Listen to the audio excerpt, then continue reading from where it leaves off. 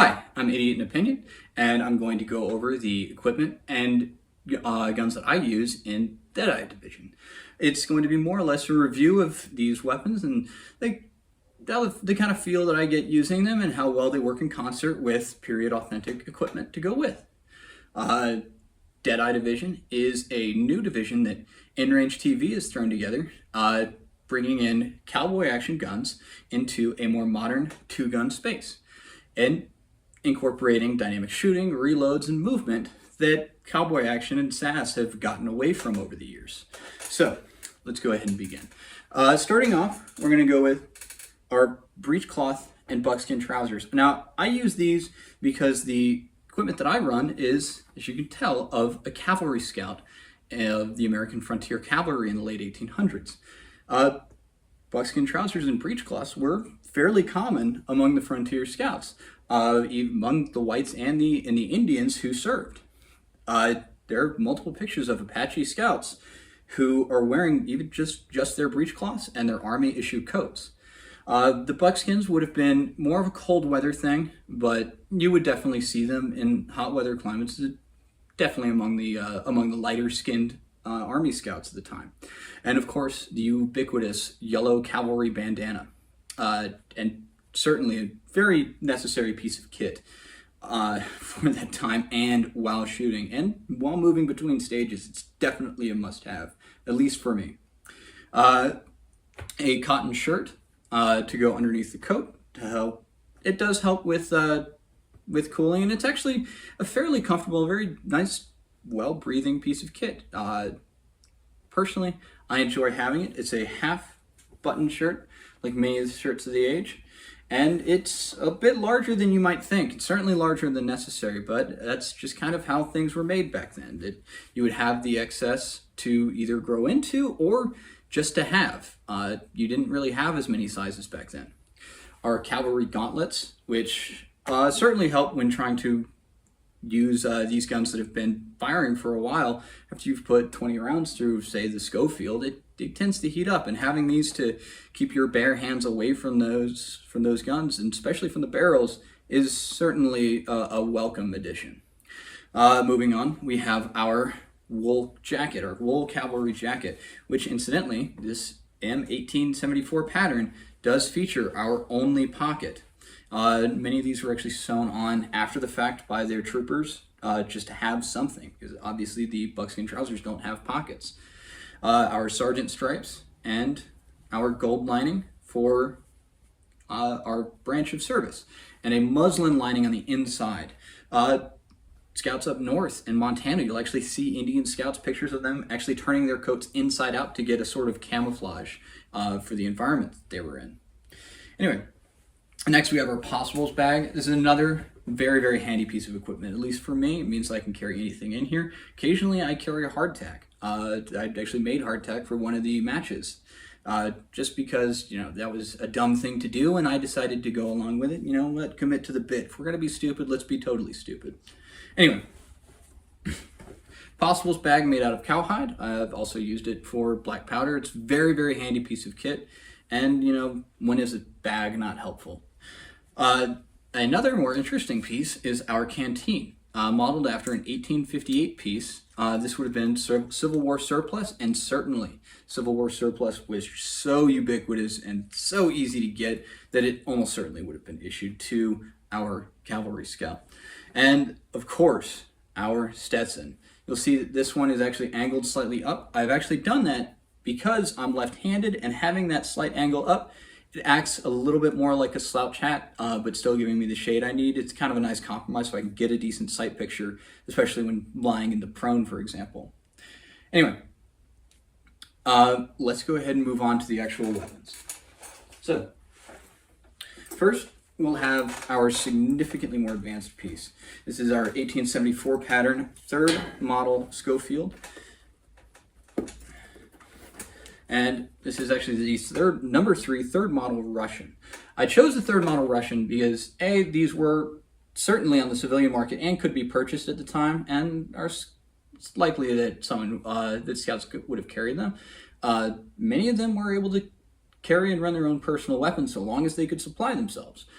And with army requisitions being what it was, if our guy is frugal enough, he's probably able to supply himself better than the government is supplying him. Anyway, the Schofield, as many of us already know, significantly faster on the reload because it ejects those cartridges out. Not to mention these trigger spurs. I'm telling you, the third model Russian, in my opinion, is the pinnacle of single action army design. The grip and that you can get and the pointability of these is just unparalleled. And it really does blow my mind as to why these were not more popular. And then the knuckle in the backstrap keeps your hand from riding up over it. It's, in my opinion, far and away the best design of the Schofield. But that's just my opinion. And, well, we're called Idiot Opinion for a reason.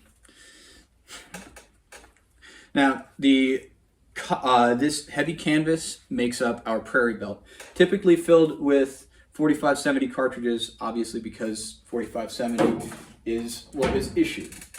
4570 trapdoor carbines.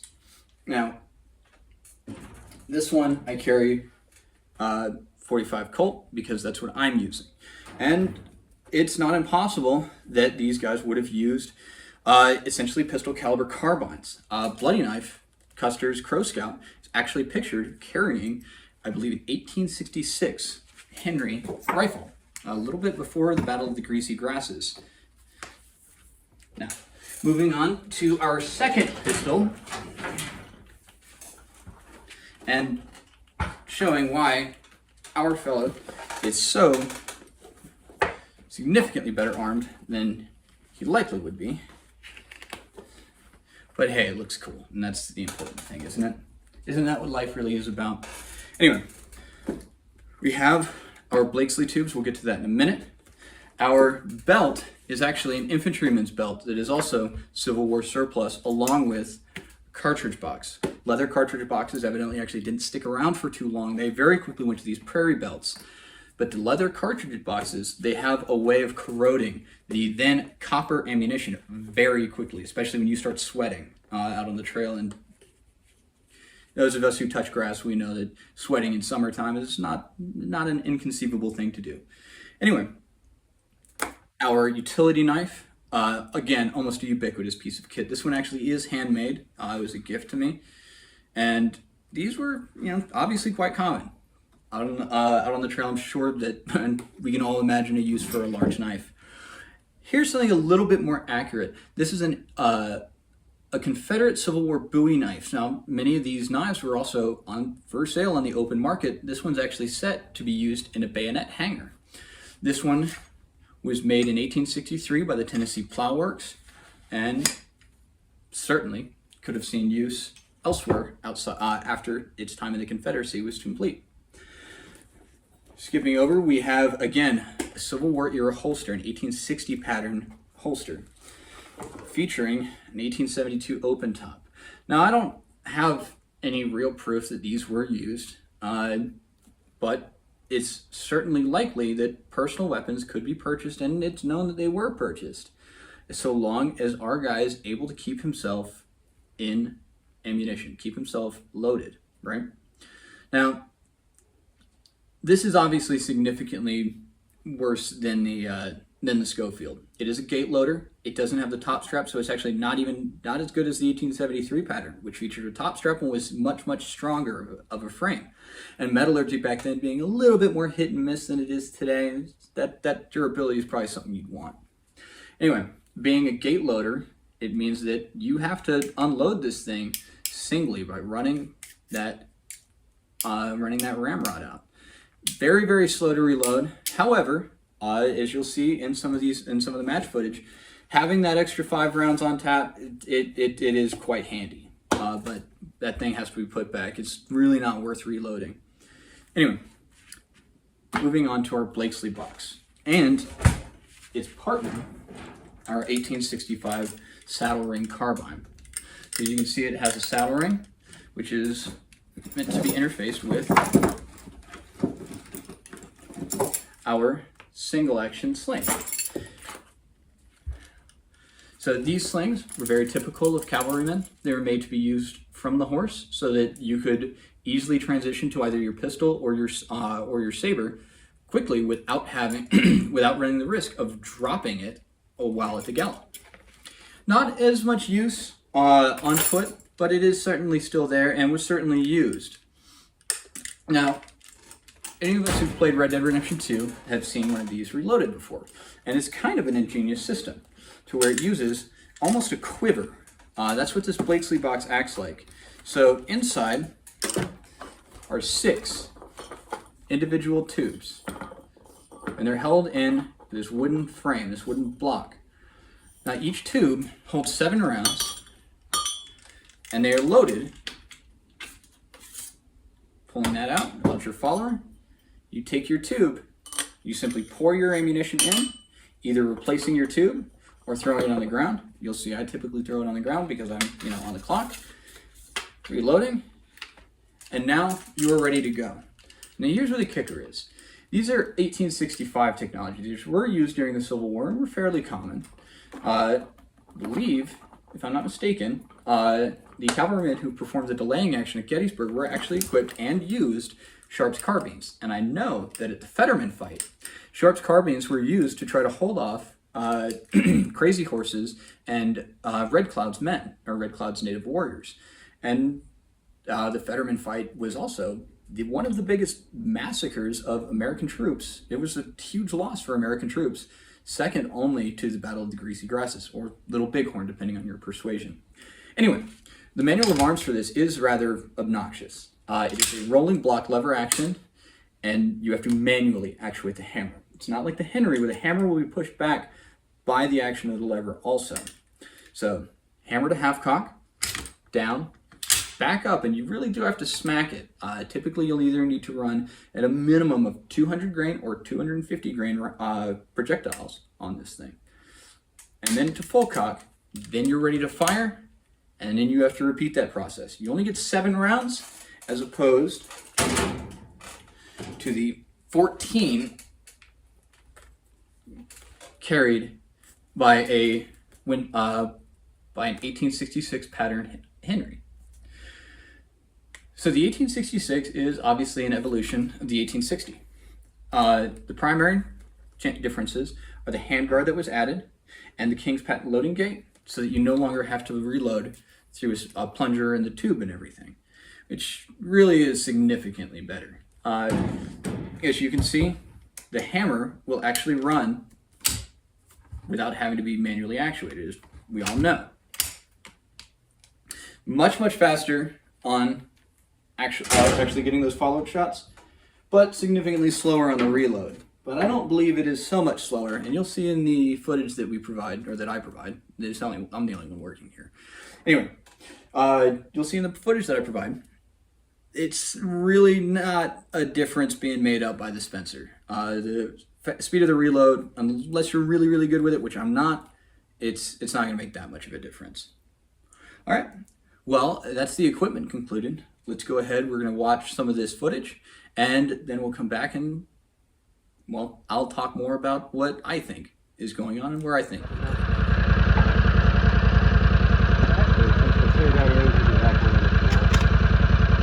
Alright, Shooter, do you understand the first fire? Yeah. Shooter, are you ready? I'm ready. Shooter ready! Stand by!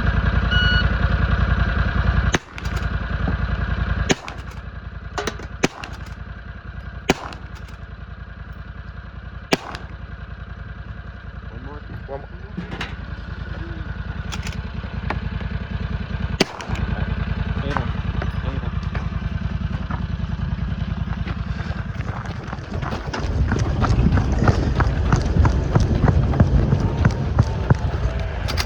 Hostile!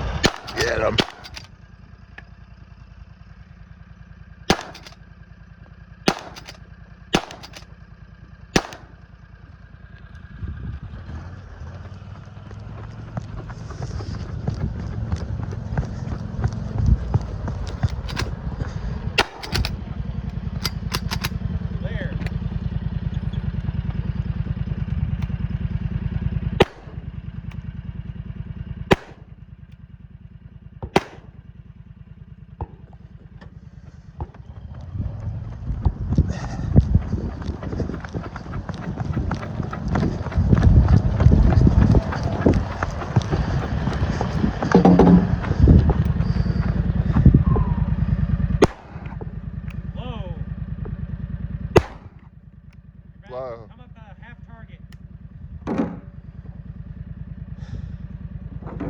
Watch the pistol.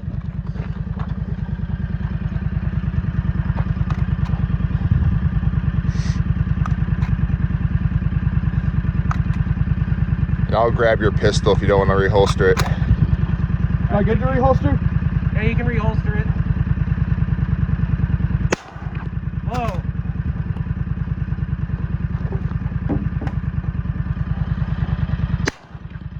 You're just under it. Just under. 1. No.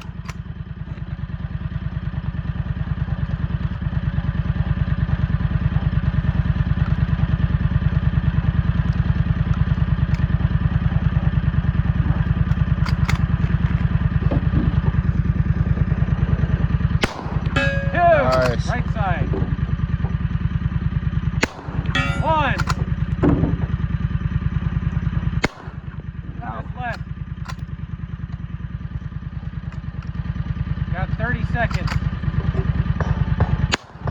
Low.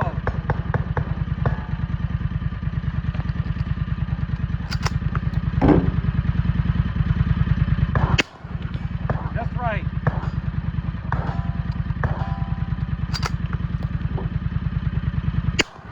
Nailed it. Move up. I got it, you're good.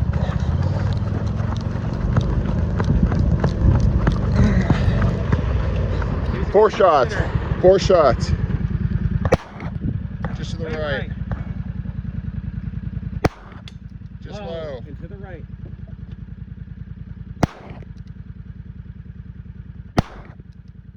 High left. Just high. Time.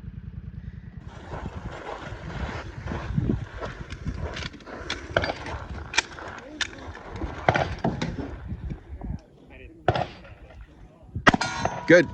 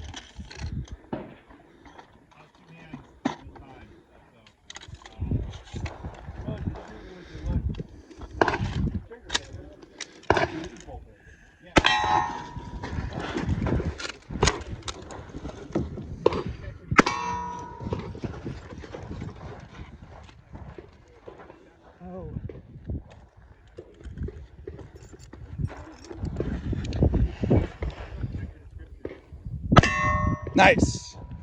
Shooter unload, show clear. You ready? Ready. Stand by.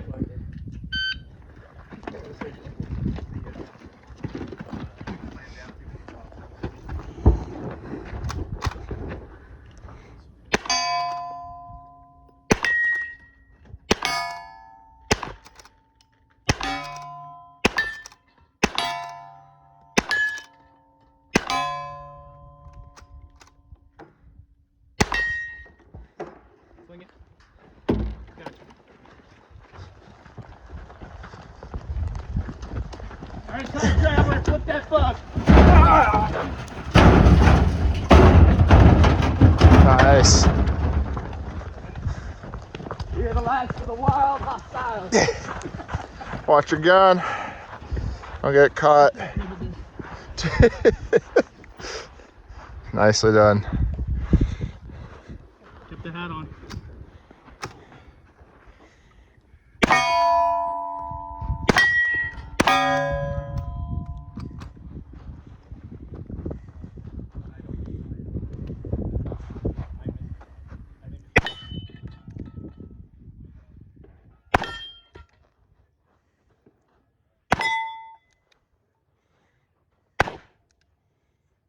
it. Nope. Slightly high.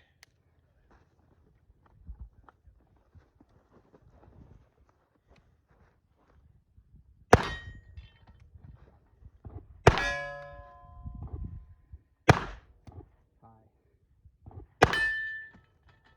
Last shot. Nice. All right, clear. Move on.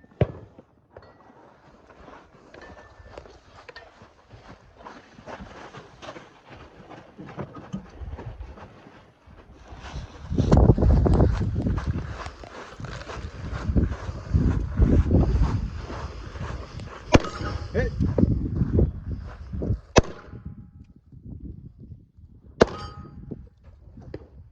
Far right, far right, far right. That's it.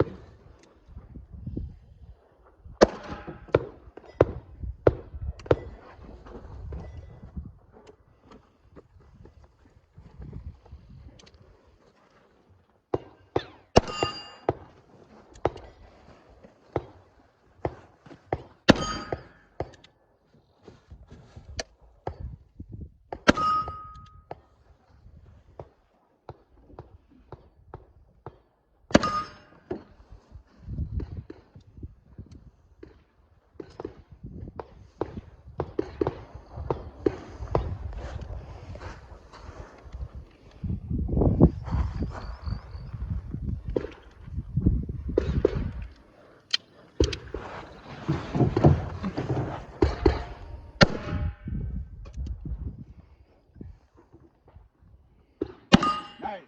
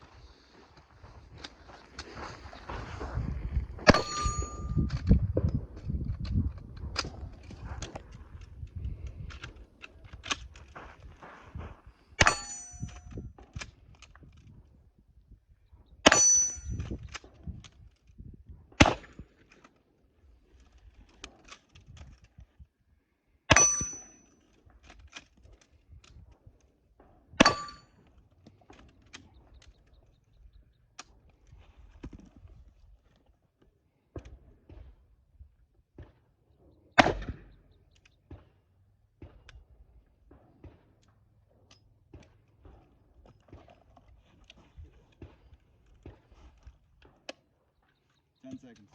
10 seconds. That's exactly what I wanted to have happen. Unload, show clear. One. Yeah, you're clear, you're clear, you're good.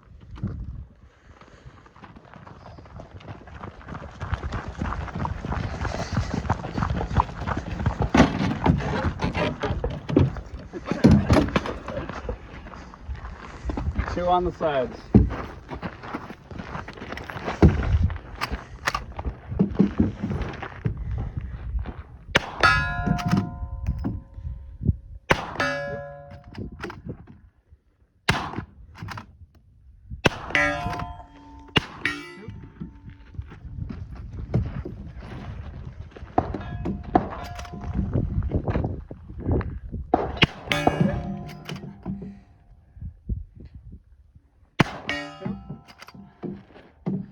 Great. White, white, white.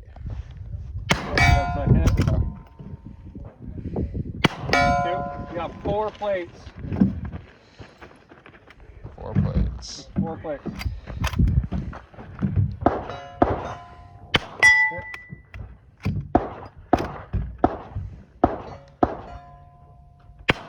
Two. 3. 4. Nicely done. Stand by.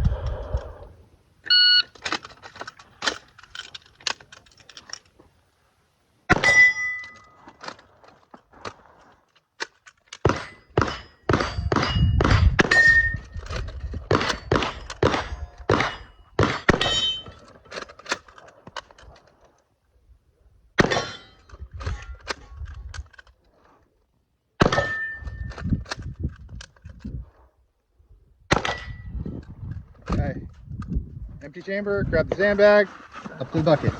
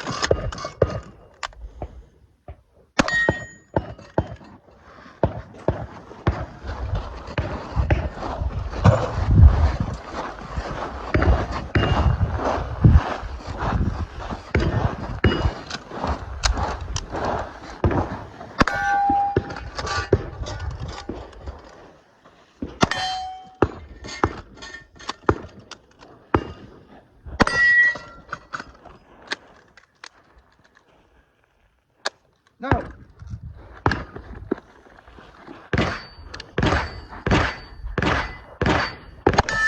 Grab the hand. There you go.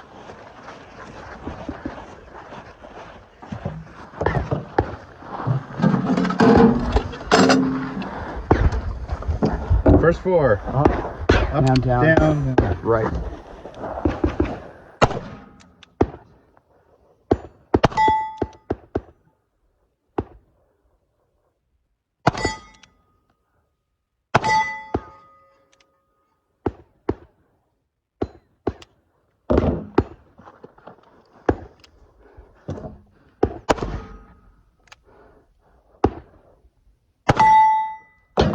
Nice. Well done. Well done.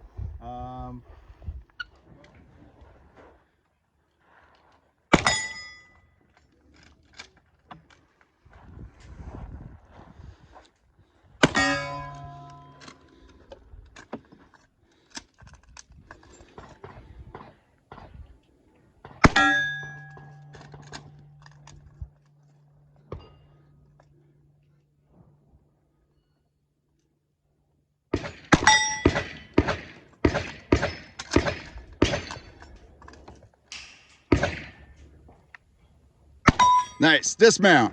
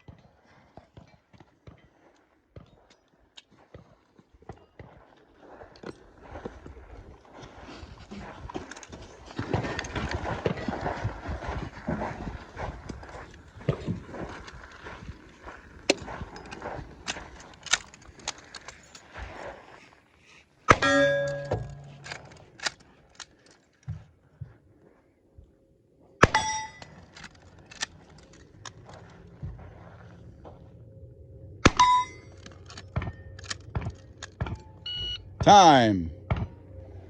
Unload, show clear.